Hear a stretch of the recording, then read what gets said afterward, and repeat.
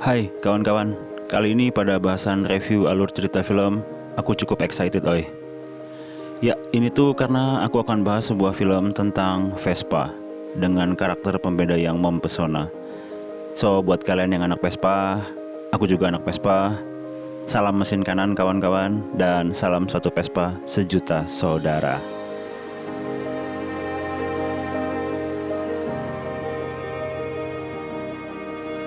Oke deh, yuk kita masuk pada alur cerita film Enrico Piaggio. Film dimulai di tahun 1952. Kala itu Vespa sudah beredar secara domestik di Italia. Namun persaingan penjualan yang ketat dengan kompetitornya, mungkin anak-anak Vespa udah tahu nih, pesaingnya itu Lambretta. Hal ini tuh membuat Piaggio kesulitan menjual unit Vespanya. Ditambah lagi, Piaggio saat itu terjerat hutang dan pinjaman bunga bank yang cukup besar. Piaggio belum bisa membayarkannya dengan cepat. Intinya saat itu Piaggio sedang mengalami kesulitan finansial. Nah, orang bank itu tuh yang nagih ke Piaggio itu namanya Battaglia. Battaglia ini tuh sengaja punya niatan ingin menjatuhkan Piaggio agar nggak bisa bangkit lagi. Si Battaglia ini tuh sengaja meminjamkan dana ke Piaggio, namun pas nagih tuh nggak kira-kira, terlalu cepat dan terlalu dini, dan ini tuh tidak sesuai dengan kesepakatan. Dan alasan si Battaglia ini tuh karena ia punya analisis yang konyol dan bagong ya. Menurutnya itu Vespa akan kolab karena penjualan Vespa itu sepi. Namun ya ini, lagi-lagi abangku Enrico Piaggio ini tuh menepis semua analisis dari Battaglia. Ia yakin Vespa suatu saat akan bangkit dan jaya. Lalu kemudian Enrico baliklah ke kantornya. Ia ingin curhat dengan pegawai-pegawainya. Dan benar saja, sesampainya di kantor, cukup banyak pegawai Piaggio yang resah karena mendengar perusahaan Piaggio dalam keadaan yang kembang kempis lah dan terancam kolab. Namun yaitu, Enrico sekali lagi bilang ke pegawai-pegawainya agar sabar. Ia akan mencarikan solusinya. Saat itu Enrico pun melihat di ruang staf perempuan, di mana mereka sedang asik gibah dan ngerumpi-ngerumpi gitu. Enrico pun kemudian menghampiri dan masuk ke ruangan staf tersebut. Ia mendengarkan staf perempuannya sedang membaca koran dan ramai membicarakan dua aktor dan aktris Hollywood yang sedang naik daun. Aktor tersebut bernama Gregory Peck dan aktris tersebut bernama Audrey Hepburn. Mereka akan syuting di Roma, Italia untuk film yang berjudul Roman Holiday. Nah, Enrico pun kemudian melihat berita di koran tersebut. Dan setelah itu ia meminta asistennya yang bernama Tadini dan staf advertisingnya yang bernama Suso untuk masuk ke ruangannya. Dan khusus kepada Suso, Enrico meminta agar Suso membuat poster clipping sederhana di mana ia meminta agar kedua aktor Hollywood tersebut dibuat seolah-olah berpose dengan latar Colosseum dan bersandingan dengan Vespa. Hal ini tuh ditangkap Enrico sebagai cara agar bisa mengangkat kembali Vespa. Ya, epic comeback lah maksudnya. Singkat kata, Suso pun sampai di Roma, di sebuah lokasi syuting film Roman Holiday. Suso berusaha menemui sutradara, namun ia malah diusir. Dan saat itu ia bersenggolan dan berpapasan dengan pria yang bernama Peter Panetta. Peter Panetta adalah seorang jurnalis Amerika yang memiliki tugas meliput dan melakukan wawancara khusus dengan sutradara film Roman Holiday. Peter Panetta pun kemudian melihat Suso, dan seketika itu Peter Panetta tertarik dan jatuh hati kepada Suso. Lalu mereka berdua pun ngobrol singkat lah. Kemudian Suso menitipkan pesan kepada Peter agar menyampaikan keinginan bosnya, yaitu Babang Enrico Piaggio, untuk menawarkan kerjasama agar Vespa bisa menjadi properti pada film Roman Holiday. Namun seketika Peter langsung penasaran dan seolah ingin lebih banyak tahu tentang Enrico Piaggio. Kemudian Peter justru mengajak Suso bercerita lebih banyak. Nah teman-teman, di sini tuh Suso akan bercerita sejarah Vespa dari awal, dan nanti aku akan sampaikan kenapa sih si Peter tertarik ketika mendengar nama Piaggio.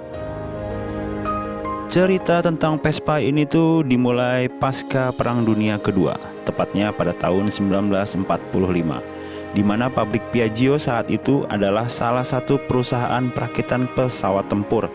Namun akibat Perang Dunia Kedua tersebut, perusahaan Piaggio kena bom oleh pihak sekutu dan perusahaannya hancur. babak belur lah.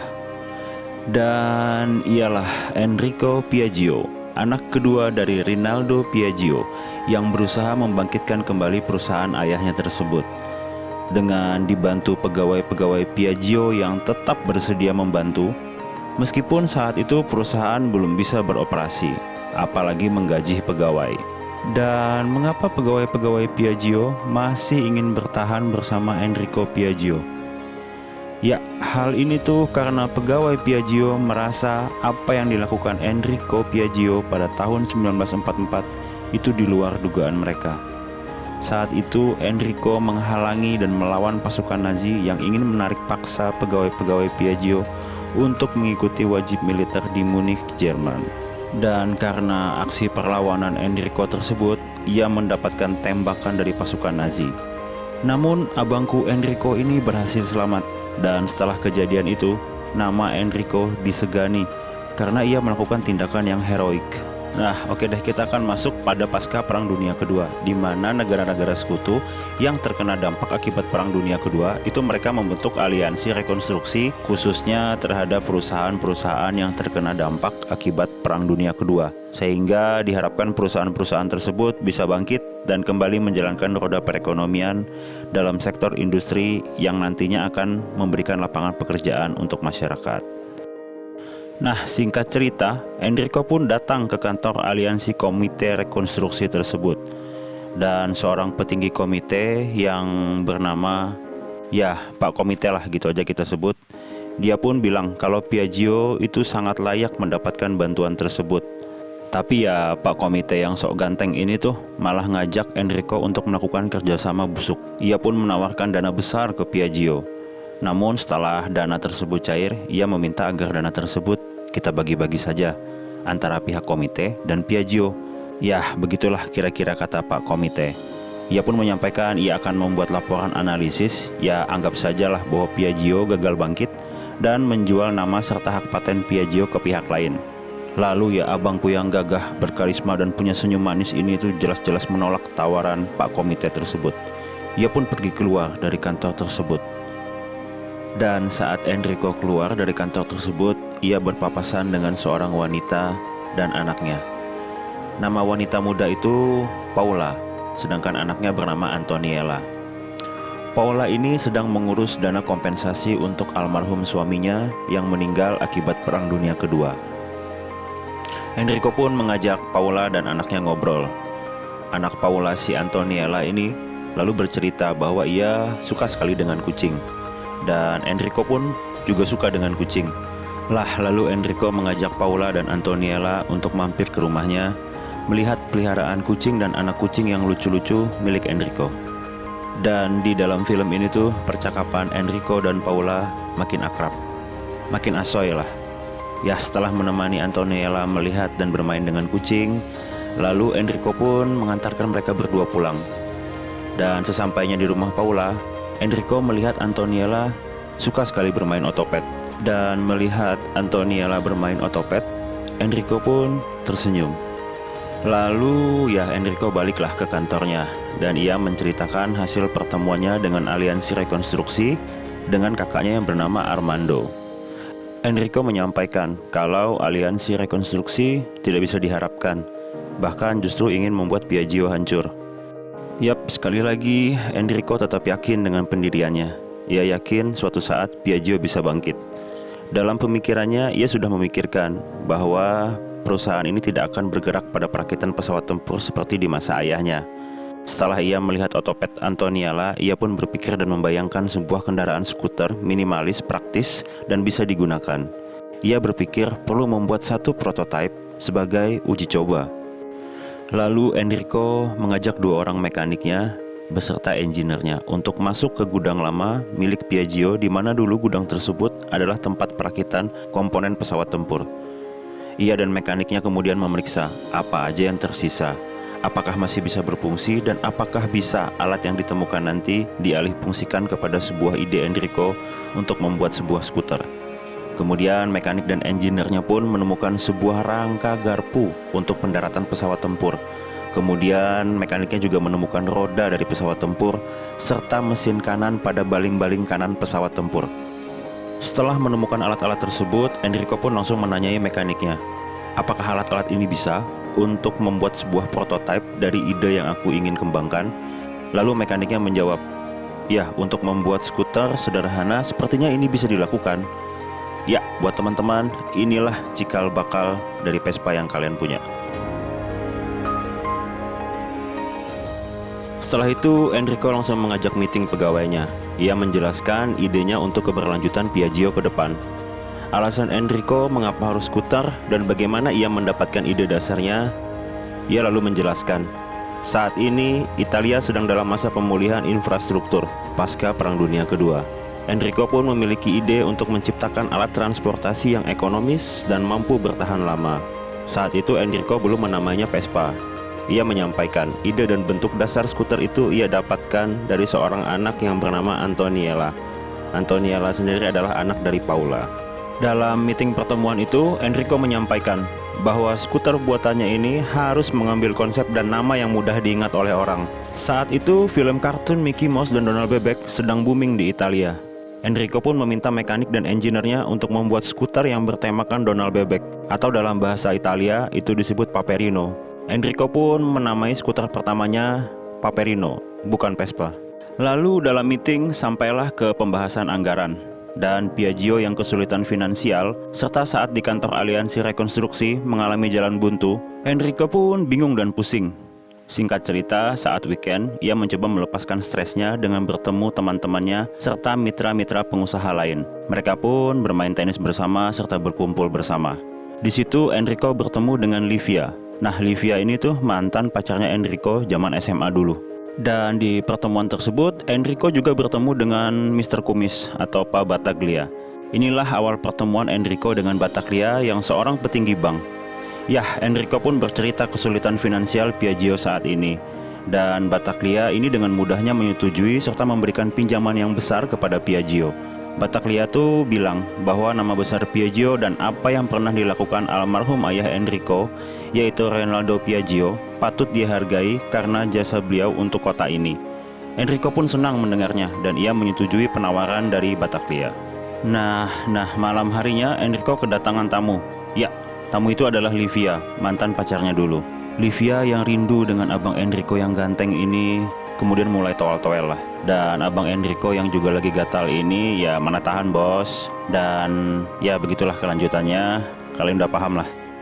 Oke lah, kita masuk ke scene Battaglia. Battaglia ini tuh sebetulnya udah kong kali kong atau tektokan sama petinggi aliansi rekonstruksi dengan punya rencana busuk. Battaglia sengaja memberi pinjaman besar kepada Piaggio dan menagihnya dengan cepat, berharap Piaggio kolab dan mereka bisa mengambil alih perusahaan Piaggio tersebut. Oke, nah setelah beberapa hari, kemudian mekanik dan engineer Piaggio yang telah selesai membuat prototipe skuter yang mereka beri nama Paperino. Lalu kemudian Enrico meminta staf perempuannya dan staf advertisingnya yang bernama Suso untuk mencoba menaikinya. Namun Suso enggan karena skuter tersebut memiliki rangka tengah yang cukup besar, di mana mesin diletakkan pada rangka tengah tersebut. Hal ini tuh menyebabkan yang mengendarainya harus merenggangkan kaki sehingga harus membuka bagian paha. Ditambah lagi Paperino tidak memiliki pelindung pada bagian depan atau yang kita sebut tebeng lah, sehingga ini menyebabkan bagian paha apalagi perempuan yang mengendarainya akan jelas terekspos. Lalu babang Enrico ini marah-marah. Ia menyalahkan mekanik dan engineer-nya. Enrico pun berpikir ia perlu membuat desain ulang. Ia pun kemudian bertemu dengan Corradino de Assaino yang merupakan seorang rekan kerja Piaggio dalam pembuatan pesawat terbang dulu. Saat pertemuannya dengan Corradino, Enrico menjelaskan ingin membuat rancangan skuter. Namun Corradino sempat menolak karena dia tidak tertarik dengan skuter atau motor. Namun Corradino menyampaikan bahwa ia pernah diminta oleh seseorang yang bernama Ferdinando Innocenti, atau orang tersebut adalah pemilik brand Lambretta yang merupakan pesaing Vespa. Ia diminta untuk mendesain skuter, namun hal tersebut batal dilakukan karena proses penawaran dan pembayaran desain belum menemukan kata sepakat. Corradino pun kemudian menggambarkan idenya melalui sketsa dasar dan ditunjukkan kepada Enrico. Enrico yang melihat desain itu pun langsung tertarik. Corradino pun menjelaskan cukup detail, di mana ia menjabarkan posisi mesin akan berada pada bagian belakang dan akan ditempatkan pada sebelah kanan. Dan pada mesin itu pun nantinya akan diberikan koper pelindung untuk menjaga mesin agar tetap terlihat bersih dan rapi. Sedangkan pada bagian koper sebelah kiri itu bisa dimanfaatkan untuk menyimpan perlengkapan atau digunakan sebagai ruang serbaguna. Enrico pun lalu meminta Corradino untuk membuat desain detailnya dan menyetujui rancangan Corradino ini. Corradino pun meminta waktu untuk menyelesaikan rancangannya. Yap, keesokan harinya Pak Battaglia datang ke kantor Piaggio dan ia menagih hutang. Karena Battaglia tahu skuter yang dibuat Enrico yang diberi nama Paperino itu gagal. Ya, Enrico ya nggak bisa bayar. Akhirnya ia ngasih satu buah lukisan mahal dan itu ia berikan untuk nutupin cicilan hutangnya. Dan beberapa hari berlalu, kemudian Enrico mendapatkan kabar yang baik dari Corradino. Corradino menyampaikan bahwa ia telah menyelesaikan desainnya dan Corradino pun langsung menuju ke kantor Enrico. Lalu singkat cerita, jadilah sebuah skuter yang kali ini tuh skuternya tidak dikomplain oleh Enrico.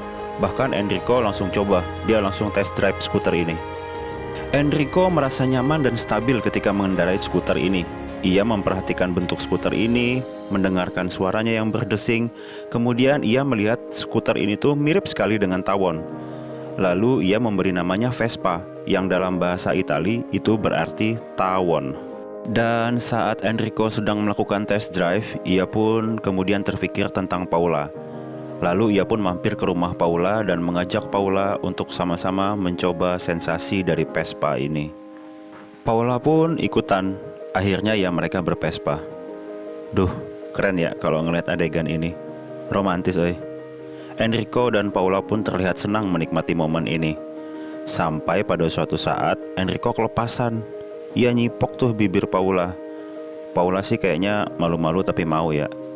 Cuma sih Paula jaga image. Paula pun kemudian lari. Nah, di film ini tuh nggak dijelasin gimana Paula pulang. Ya kalau misalnya Paulanya lari sendiri, jauh dan keringatan tuh pasti ketek Paula. Akhirnya skuter yang diberi nama Vespa ini pun diproduksi secara massal di Itali. Namun penjualannya ya nggak begitu bagus-bagus amat sih masih. Hal ini tuh karena saat itu Itali sedang mengalami krisis dari sisi ekonomi, hingga daya minat masyarakat untuk membeli itu masih rendah. Enrico pun tahu tentang kondisi perekonomian. Ia sadar semua itu butuh waktu dan butuh proses, dan cara bagaimana meyakinkan masyarakat agar lebih tertarik kepada Vespa. Dan di sisi lain, Livia sang mantan Enrico tahu kalau Enrico sedang mendekati Paula. Livia pun coba merayu Enrico lagi. Namun kali ini Enrico nggak gatal lah. Dia tahu dia sudah punya pilihan dalam hatinya. Enrico lebih memilih Paula. Waktu pun terus berjalan, dan setelah 2 bulan, penjualan Vespa justru semakin babak belur. Vespa nggak laku-laku, Piaggio nggak bisa bayar gaji pegawainya. Dan kali ini pegawai-pegawai cukup kesal, hingga memblokir perusahaan Piaggio. Kemudian pegawai juga mendatangi rumah Enrico, kemudian mereka berdemo. Rumah Enrico juga didatangi oleh pihak bank yang menagih hutang kreditan dari Piaggio. Pihak bank melalui Pak Kumis si Battaglia ini mendesak akan menyita perusahaan Piaggio.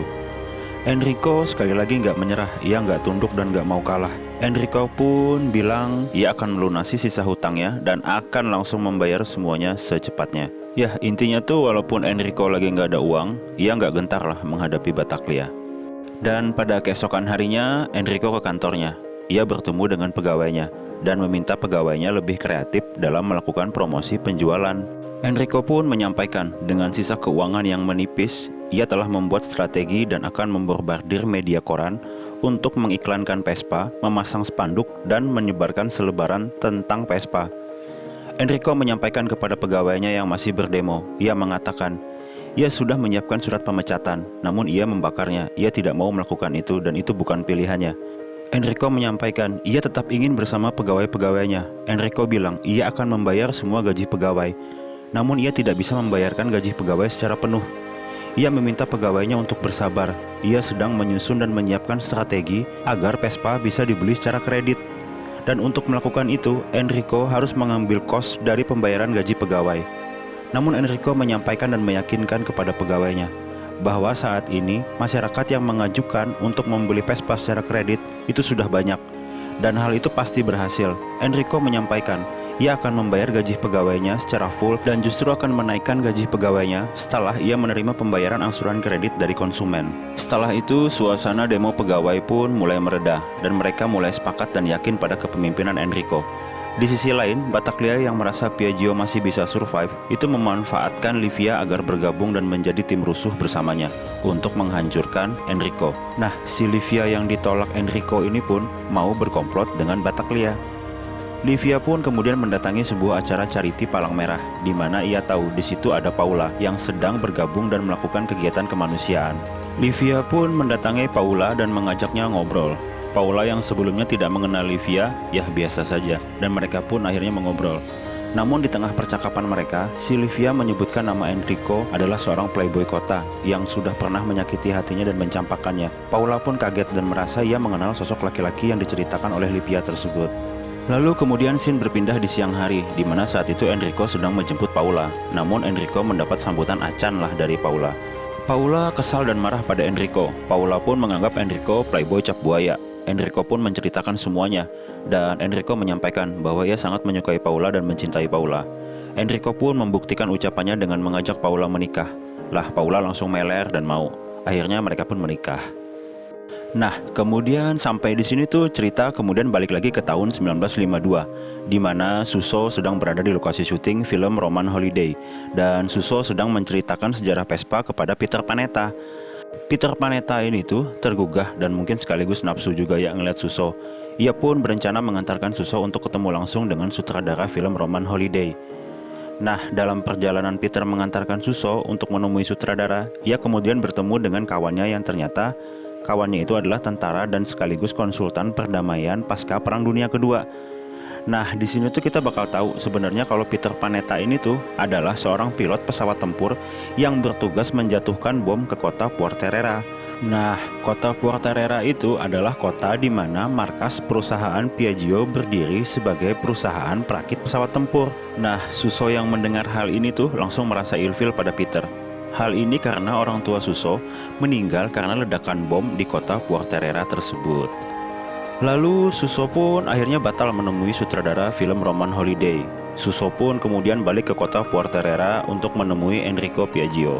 Ia menyampaikan kepada bosnya itu, ia meminta maaf karena tidak bisa menyampaikan pesannya langsung kepada sutradara film Roman Holiday. Enrico pun tidak mempermasalahkan hal tersebut, ia memaklumi. Kemudian selang beberapa hari datanglah seorang pemuda. Yang datang ini tuh Peter Panetta. Peter Panetta sendiri ingin mencari tahu langsung informasi tentang bagaimana bangkitnya perusahaan Piaggio setelah pasca Perang Dunia Kedua. Peter sendiri menjanjikan akan membuat informasi tersebut di media koran. Ya, Peter sekalian ingin ketemu Suso. Peter udah gatal juga ternyata. Nah, hal ini tuh disambut baik juga oleh Enrico, di mana ia memerlukan promosi tentang Vespa di media dan Peter bisa membantunya. Dan benar saja, Enrico pun kemudian memanggil Suso dan memintanya untuk menemani Peter. Dan Enrico meminta agar Suso memberikan informasi tentang Piaggio dan Vespa. Suso pun akhirnya menemani Peter dan menceritakan tentang skuter Vespa. Ya, namun Suso masih tidak kuat menerima kenyataan bahwa Peter adalah pilot yang ditugaskan melakukan pengeboman di kotanya. Peter pun sebetulnya sudah berulang kali meminta maaf kepada Suso. Namun Peter masih serba salah dengan sifat Suso. Kemudian Peter akhirnya menceritakan kejadian ini kepada Enrico. Enrico lalu menyampaikan bahwa perang dan menjalankan tugas negara kadang memang bertentangan dengan hati. Namun hal tersebut sudah terjadi dan saat ini kita fokus pada perdamaian. Peter yang merasa kebaikan hati Enrico pun merasa bahwa sosoknya dan cerita tentang Piaggio ini benar-benar pas jika dituliskan ke dalam media koran. Dan dalam percakapan Enrico dan Peter, Enrico tahu bahwa Peter menyukai Suso. Dan Enrico menyampaikan, jika kamu ingin membujuk Suso, cobalah bawa Vespa dan keluarlah, lalu nikmati momen kebersamaanmu bersama Suso. Mendengar saran Enrico itu pun, Peter kegirangan, dan ia pun langsung meminjam Vespa dan mencoba membujuk Suso. Suso pun ternyata mau, dan akhirnya Peter dan Suso memakai Vespa. Namun Peter yang belum mahir dan tidak tahu cara bagaimana mengoper transmisi gigi pada Vespa, akhirnya hal tersebut justru menjadi lucu. Dan momen di mana Peter sedang menggonceng Suso itu pun dilihat Enrico dari balik ruangannya. Ia melihat kebersamaan dua anak muda tersebut. Enrico pun melihat nilai keindahan, keceriaan, dan kebersamaan itu ketika mereka berdua di atas Vespa. Lalu seketika muncullah ide dari Enrico untuk kembali ngegas nih promosi Vespa pada film Roman Holiday. Dalam imajinasi Enrico, ia memikirkan bagaimana jika kedua aktor dan aktris itu menggunakan Vespa. Ia pun mendapat gambaran yang sama dalam pikirannya. Ia akan melihat momen keindahan, keceriaan, dan kebersamaan. Ditambah lagi, Vespa akan mendapatkan media promosi yang kuat. Lalu Enrico pun mengumpulkan pegawainya. Ia lalu meeting dengan pegawainya dan menyampaikan idenya tersebut. Namun, ide tersebut ternyata bocor dan diketahui Pak Kumis, si Bataglia. Lalu Bataglia menghubungi Peter dan meminta Peter untuk menunda memuat informasi tentang artikel Piaggio di media koran.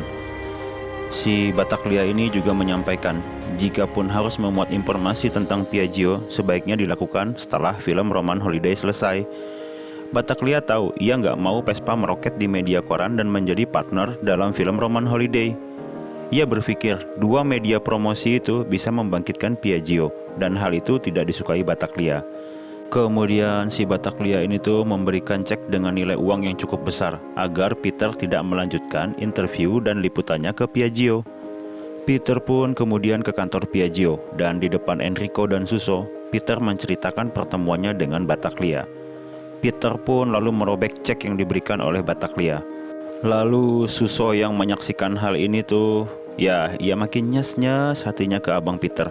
Dan di sisi lain Enrico pun salut dengan apa yang dilakukan oleh Peter. Dan dengan kejadian tersebut Enrico lalu berpikir mengapa informasi-informasi yang ada di Piaggio selalu bocor ke tangan Bataglia.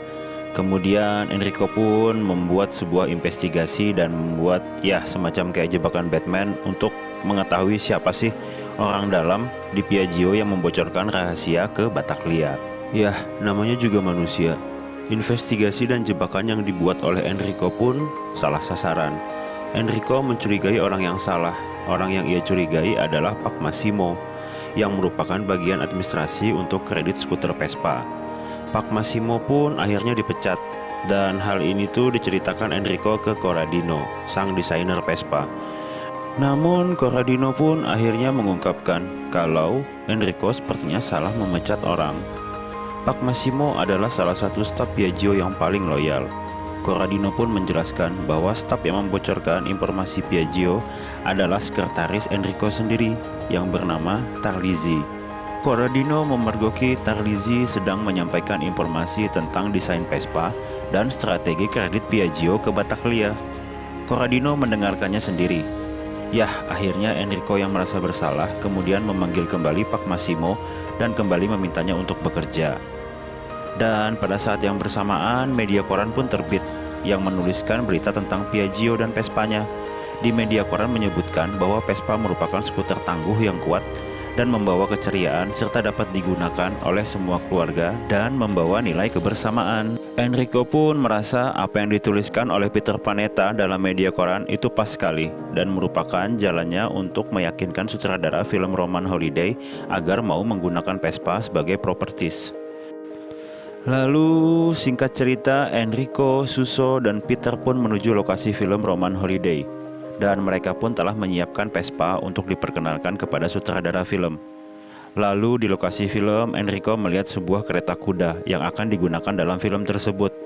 Lah ini tuh malah bikin Enrico makin yakin kalau Vespa bisa masuk ke film ini. Lalu setelah itu Enrico masuk aja tuh ke ruang lokasi syuting. Enrico mencari sutradara yang kebetulan saat itu sutradara sedang berada di ruang persiapan kostum.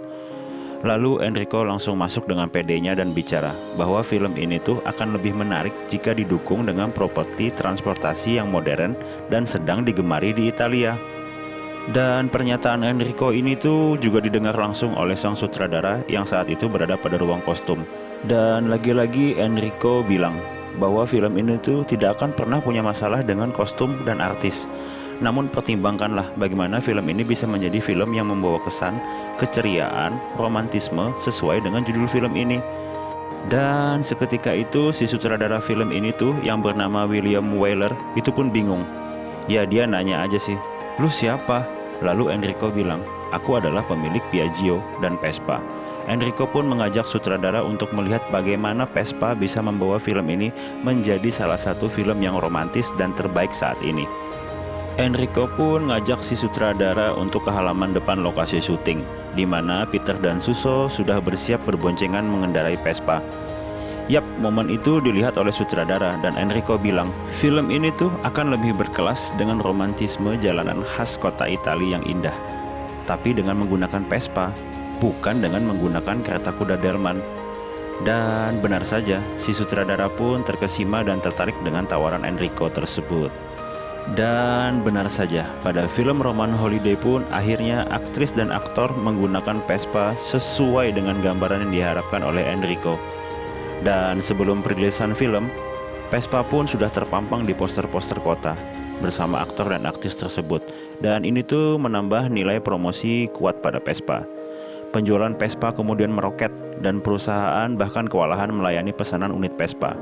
Tidak hanya di Italia, penjualan Vespa saat itu sudah memasuki lintas negara-negara Eropa.